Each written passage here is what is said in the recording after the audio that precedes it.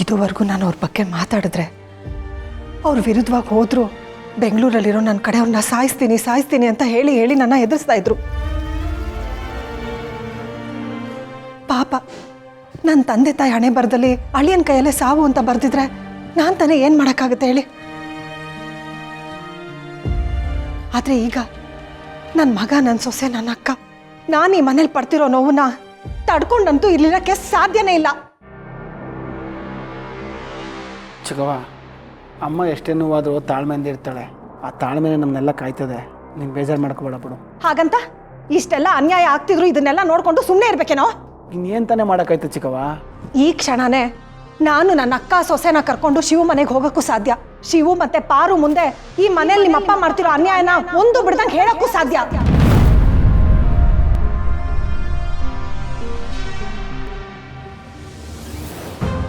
ಅತ್ತೆ, ಏನ್ ಮಾತಾಡ್ತಿದ್ದೀರಾ ನೀವು? ನೀನ್ ಸುಮ್ಮನೆ ಇರೋ ರತ್ನ. ಪ್ರತಿ ಸಲ ಈ ಮನೇಲಿ ಇವ್ರು ಮಾಡ್ತಿರೋ ಅನ್ಯಾಯಗಳನ್ನ ಸಹಿಸ್ಕೊಂಡು ಇಷ್ಟು ದೂರ ಇವ್ರನ್ನ ಬೆಳೆಯಕ್ಕೆ ಬಿಟ್ಟಿರೋದೇ ನಾವು ಮಾಡಿರೋ ದೊಡ್ಡ ತಪ್ಪು. ಆದ್ರೆ ಇನ್ಮೇಲೆ ಇದೆಲ್ಲ ಆಗಕ್ಕೆ ನಾನು ಬಿಡೋದಿಲ್ಲ.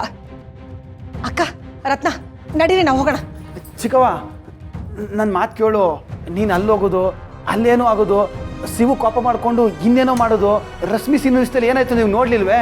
ಅದೆಲ್ಲ ಬೇಕಾ? ಹೌದು ಸುಶೀಲಾ, ನೀನು ಕೋಪದಲ್ಲಿರುವಾಗ ನಿನ್ನ ಮನಸ್ಸಿನ ಮಾತನ್ನ ಕೇಳಬೇಡ, ಸಮಾಧಾನವಾಗಿರು. ಯಾಕಕ್ಕ ಸಮಾಧಾನವಾಗಿರ್ಬೇಕು? ಇವತ್ತು ನಿನ್ಗಾಗಿರೋ ಗಾಯಕ್ಕೆ ನಾನು ಔಷಧಿ ಹಚ್ತಿದ್ದೀನಿ. ನಾಳೆ ದಿನ ನೀನು ನನಗೆ ಹಚ್ತೀಯ. ಆಮೇಲೆ ಪರ್ಶು ರತ್ನನ್ಗೆ ಹಚ್ತಾನೆ, ರತ್ನ ಪರ್ಶುಗೆ ಹಚ್ತಾಳೆ. ಇದೆಲ್ಲ ಆಗೋದು ಬೇಡ ಅಕ್ಕ. ನಡಿ, ನಾವಿಲ್ಲಿಂದ ಹೋಗೋಣ.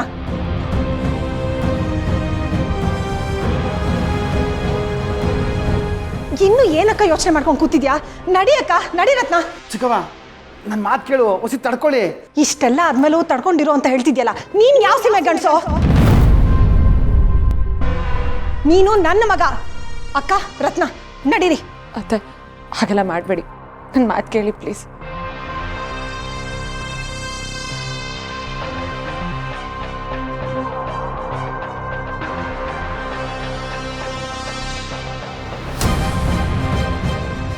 ಅಪ್ಪಂಗೆ ಇವಾಗಲೇ ಈ ವಿಷಯ ಹೇಳಿ ತಡಿಬೇಕು. ಇಲ್ಲಾಂದರೆ ಆ ಶಿವ ಮನೆ ಮುಂದೆ ಪೆಂಡಲ್ ಹಾಕ್ಸ್ಬಿಡ್ತಾನೆ.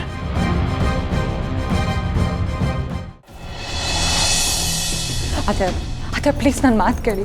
ಅತ್ತೆ, ರಶ್ಮಿ ಸೀನನ ವಿಷಯ ಗೊತ್ತಾಗಿ ಅಣ್ಣ ಆಲ್ರೆಡಿ ನೊಂದಿದ್ದಾನೆ. ಇವಾಗ ನನ್ನ ವಿಷಯನೂ ಗೊತ್ತಾದರೆ ಅವ್ನ ಜೀವ ಸಹಿತ ಉಳಿಯಲ್ಲ. ಅತ್ತೆ, ನಿಮ್ಮ ಕಾಲಿಗೆ ಬೀಳ್ತೀನಿ ಪ್ಲೀಸ್. ನೋಡ್ರತ್ನ, ರಶ್ಮಿ ಸೀನಾ ಇಬ್ರು ಒಂದಾಗಿದ್ದಾರೆ.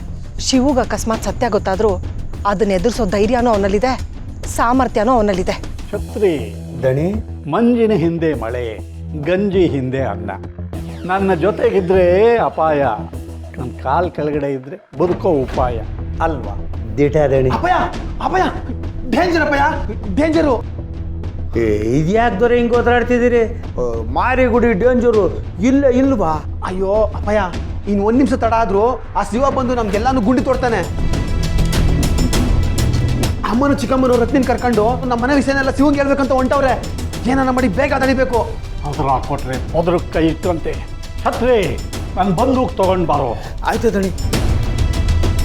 ನಾ ಬೀಳದೆ ಇದ್ರೆ ಈ ಸೀರೆ ಹುಟ್ಟಿರೋ ಹೆಂಗಸರಿಗೆ ಭಯನೇ ಇರೋದಿಲ್ಲ. ನೀನ್ ಸುಮ್ಮನೆ ನನ್ನ ಜೊತೆಲಿ ಬಾ. ರತ್ನ, ಸುಶೀಲಾ ಹೇಳ್ತಾ ಇರೋದು ಸರಿಯಾಗೇ ಇದೆ. ಇವತ್ತೇ ನಾವು ಶಿವುಗೆ ಎಲ್ಲ ವಿಷಯ ಹೇಳ್ಬಿಡ್ಬೇಕು. ಇಲ್ಲ ಅಂದ್ರೆ ಇಂಥ ಒಂದು ಕ್ಷಣ ಮತ್ತೆ ಬರುತ್ತೋ ಇಲ್ವೋ ನಮಗೆ ಗೊತ್ತಿಲ್ಲ. ಬಾ ಬಾ ಸುಶೀಲಾ. ಇಲ್ಲ ಅತ್ತೆ, ಅತ್ತೆ ಪ್ಲೀಸ್ ನನ್ನ ಮಾತು ಕೇಳಿ. ಅತ್ತೆ ಪ್ಲೀಸ್.